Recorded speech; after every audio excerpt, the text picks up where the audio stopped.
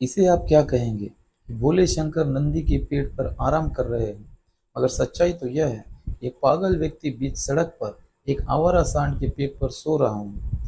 धर्मांध कलाकार की कल्पना ने एक पागल व्यक्ति को भोले शंकर बना डाला।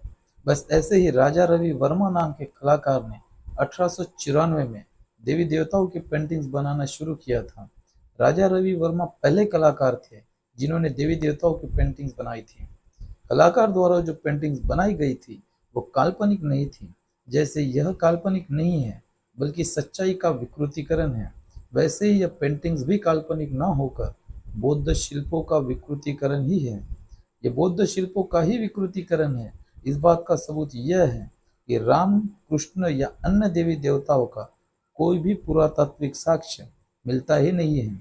चाहे अयोध्या खोदो या चाहे मथुरा या चाहे कहीं और खोदो, हर जगह से बुद्ध ही बुद्ध निकलते हैं।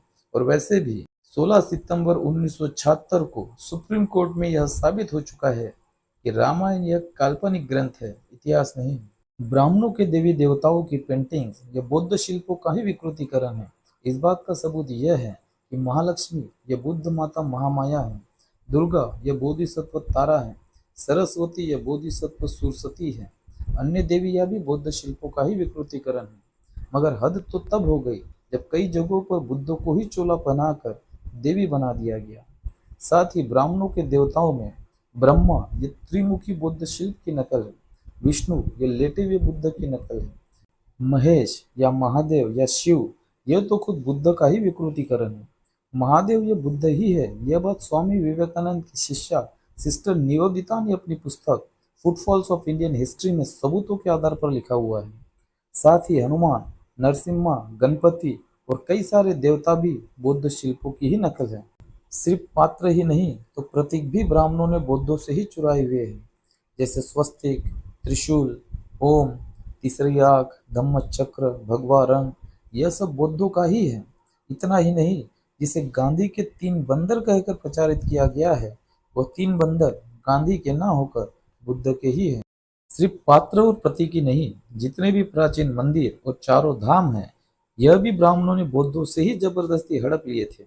शंकराचार्य द्वारा स्थापित शैव संप्रदाय के लोगों ने अखाड़ों का निर्माण किया था, और यह इतिहास है कि इन अखाड़ों द्वारा ही बुद्ध विहारों, संघारामों, बौद्ध मठों, बौद्ध स्तूपों और बौद्ध चैत्यों पर जबरदस्ती कब्जा करवाया गया था। ये जितने भी प्राचीन मंदिर हैं, जैसे केदारनाथ, तिरुपति बालाजी, पंढरपुर का विठ्ठल मंदिर, सोमनाथ मंदिर, यह सब बौद्धों के ही हैं। साथ ही चारों धाम, बद्रीनाथ, द्वारकानाथ, जगन्नाथपुरी और रामेश्वरम, यह भी बौद्धों के ही धम्म केंद्र थे। इन चारों धम्म केंद्रों को हड़प कर ब्राह्मणों ने इसे चार धाम कहना शुरू कर दिया। यह चारों धाम चार धम्म केंद्र ही है।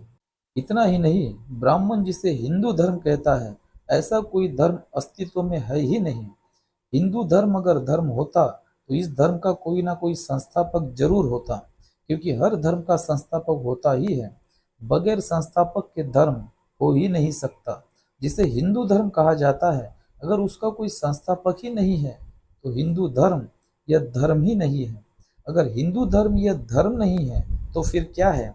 इसका जवाब यह है कि जिसे हिंदू धर्म कहा जाता है वो बौद्ध धर्म का ही रूपांतरण है, क्योंकि मुगल काल में बौद्धों को ही हिंदू कहा जाने लगा था। मुगल भारत में आने से पहले भारत देश यह बौद्ध भारत था।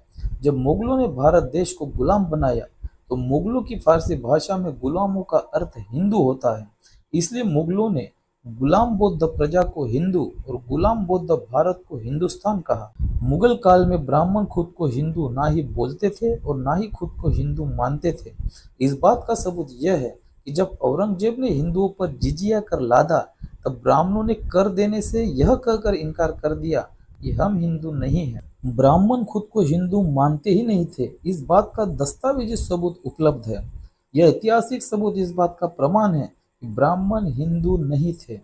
मुगलों द्वारा हिंदू तो गुलाम बौद्ध प्रजा को ही कहा गया था।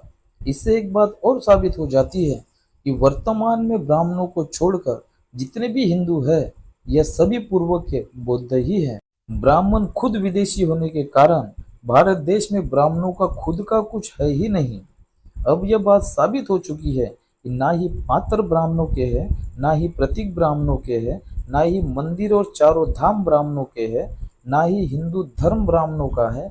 और तो और ब्राह्मण जिसे धर्म ग्रंथ कहते हैं, वो धर्म ग्रंथ भी ब्राह्मणों के नहीं है। बौद्ध जातक कथाओं, बौद्धों का इतिहास और बुद्ध वचनों को चुराकर और उसमें मनगढ़ंत और विकृत कथा कहानियां घुसेड़ कर ही ब्राह्मणों ने अपने धर्म ग्रंथ तैयार किए।